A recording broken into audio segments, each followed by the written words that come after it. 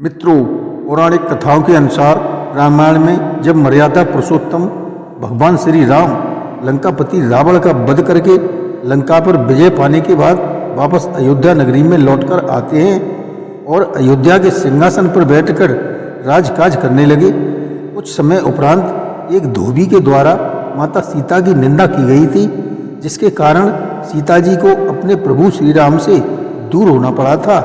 लेकिन क्या आप जानते हैं इस धोबी के पूर्व जन्म की कहानी जो माता सीता से जुड़ी हुई है?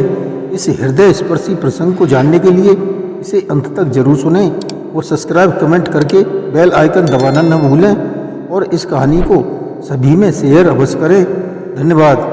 नमस्कार, मैं रणवीर सिंह लोटस एंटरटेनमेंट में आपका हार्दिक स्वागत करता हूं। मित्रों, त्रेता युग में मिथिला नगरी में एक बड़े ही धर्मात्मा राजा राज्य करते थे। एक समय उनके राज्य में अकाल पड़ गया और वर्षा न होने के कारण भुखमरी फैलने लगी। तभी राजा को ब्राह्मणों ने खेत में हल चलाने को कहा, जिसे राजा जनक ने शहर से स्वीकार कर लिया। उस दिन जब वे खेत जोत रहे थे, उस समय धरती से एक कन्या की उत्पत्ति हुई। ऐसी सुंदर कन्या को देखकर राजा जनक को बड़ी प्रसन्नता हुई और उन्होंने उस कन्या का नाम सीता रख दिया। सीता जी एक दिन अपनी सखियों के साथ बगीचे में खेल रही थीं। वहाँ उन्हें एक तोते का जोड़ा दिखाई दिया जो बड़ा ही मनोरम था। वे दोनों पक्षी आपस में बात कर रहे थे कि धरती पर श्री राम से जैसे प्रसिद्ध एक राजा होंगे और उनकी महारानी सीता के नाम से प्रसिद्ध होंगी। धन्य हैं वो सीता और धन्य हैं वो श्री राम। उनकी ये बातें सुनकर सीता ने यह सोचा कि ये दोनों मेरे ही जीवन की कथा कह रहे हैं, इन्हें पकड़कर सभी बातें अच्छी तरह से पूछ लूं। ऐसा विचार कर सीता जी ने अपनी सखियों से कहा, यह पक्षियों का जोड़ा अति सुंदर है, तुम लोग चुपके से जाकर इन दोनों को पकड़ लाओ। सबकी सखियां चुपके से जाकर उन दोनों पक्षियों को पकड़ के लाईं। तब सीता ने उन पक्षियों से कहा, तुम दोनों बड़े सुंदर हो, देखो हमसे डरो मत और बताओ तुम कहाँ से आए हो, श्री राम कौन हैं और सीता कौन है और तुम्हें इनकी जानकारी कैसे हुई? सारी बातों को जल्दी से बताओ। सीता के इस प्रकार पूछने पर दोनों पक्षी बताने लगे, ये देवी वाल्मीकि नाम से प्रसिद्ध एक बहुत बड़े ऋषि हैं। हम दोनों उन्हीं के आश्रम में रहते हैं। महर्षि वाल्मीकि ने रामायण नाम से एक बहुत बड़ा ग्रंथ लिखा है जो सुनने में सदा मन को प्रिय लगता है। उन्होंने शिष्यों को इस रामायण का अध्ययन भी कराया है। रामायण ग्रंथ वास्तव में बहुत बड़ा है। हम लोगों ने इसे पूरा सुना है। प्रभु श्री राम और जानकी कौन हैं, इस बात को हम तुम्हें बताते हैं तथा इसकी भी सूचना देते हैं कि जानकी के विषय में क्या क्या बातें होने वाली हैं। तुम ध्यान से सुनो। महर्षि श्रृंगी के पुत्रेष्ठ यज्ञ के द्वारा भगवान विष्णु ने श्री राम के रूप में इस पृथ्वी पर अवतार लिया है और साथ में उनके भाई के रूप में भरत, लक्ष्मण और शत्रुघ्न भी मौजूद हैं। सभी देवी देवता भी उनकी महिमा का गान करते हैं। कुछ समय उपरांत श्री राम महर्षि विश्वामित्र के साथ भाई लक्ष्मण सहित हाथ में धनुष लिए मिथिला पधारेंगे। उस समय वे वहाँ पर भगवान शिव के धनुष को तोड़ेंगे और अत्यंत मनोहर रूप वाली सीता को अपनी पत्नी के रूप में ग्रहण करेंगे। फिर उन्हीं के साथ श्री राम अपने विशाल राज्य का पालन करेंगे। और भी बहुत सी बातें हमारे सुनने में आई है।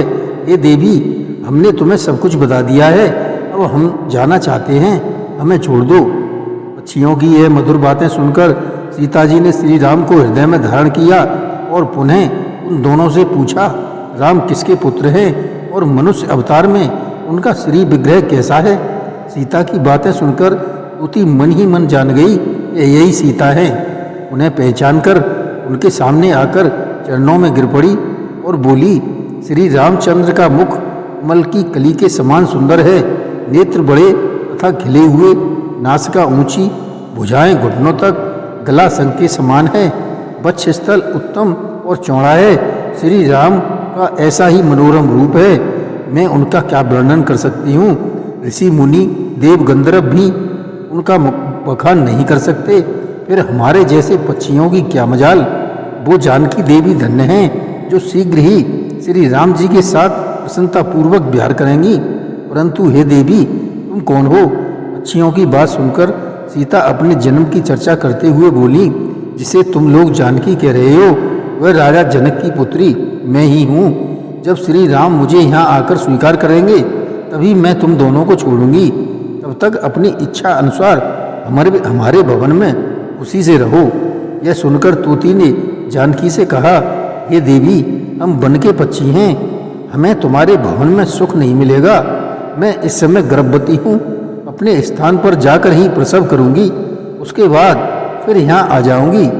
उसके ऐसा कहने पर भी सीता ने उसे नहीं छोड़ा और तोते ने कहा, मेरी पत्नी को छोड़ दो, वह गर्भ से है, जब यह बच्चे को जन्म दे देगी तब इसे लेकर फिर से तुम्हारे पास आ जाऊँगा। तोते के ऐसा कहने पर सीता जी ने कहा, हे तोते, तुम आराम से जा सकते हो, मैं इसे अपने पास बड़े सुख से रखूंगी। जब सीता ने उस तोती को छोड़ने से मना कर दिया तब वह तोता अत्यंत दुखी हो गया। तो वह बोला, महात्मा लोग जो बात कहते हैं वो बिल्कुल सत्य है, किसी से कुछ न कहें, मौन होकर रहें, नहीं तो प्राणी अपने वचन रूपी दोष के कारण ही बंधन में फंस जाता है। ये हम इस बगीचे में बैठकर जो वार्तालाप न करते होते तो हमें ये बंधन कैसे मिलता, इसलिए मौन ही रहना चाहिए था।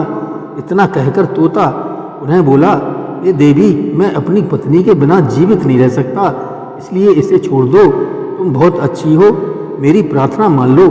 इस तरह उसने बहुत समझाया, किंतु सीता ने उसकी पत्नी को नहीं छोड़ा।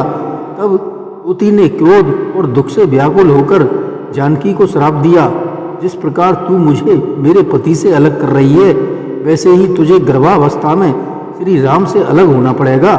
ऐसा कहकर अति वियोग के कारण उसके प्राण निकल गए। उसने श्री राम का नाम लेकर प्राण त्याग दिए।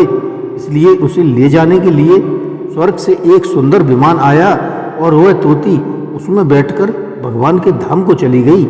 अपनी पत्नी की मृत्यु हो जाने पर तोता शोक में दुखी होकर बोला, मैं श्री राम की नगरी अयोध्या में जन्म लूंगा तथा मेरे ही दुर्वचनों से तुम्हें पति के वियोग का भारी दुख उठाना पड़ेगा। इतना कहकर वो चला गया। क्रोध और सीता जी का अपमान करने के कारण उसका धोबी की योनि में जन्म हुआ। उस धोबी के कहने से ही सीता जी इतनी निंदित हुई और उन्हें पति से अलग होना पड़ा था। धोबी के रूप में उत्पन्न हुए उस तोते का श्राप ही सीता को अपने पति से अलग कराने का कारण बना और सीता जी पुनः वन में जाना पड़ा। अगर आपको हमारी यह कहानी अच्छी लगी हो तो शेयर अवश्य करें। धन्यवाद। जय श्री राम।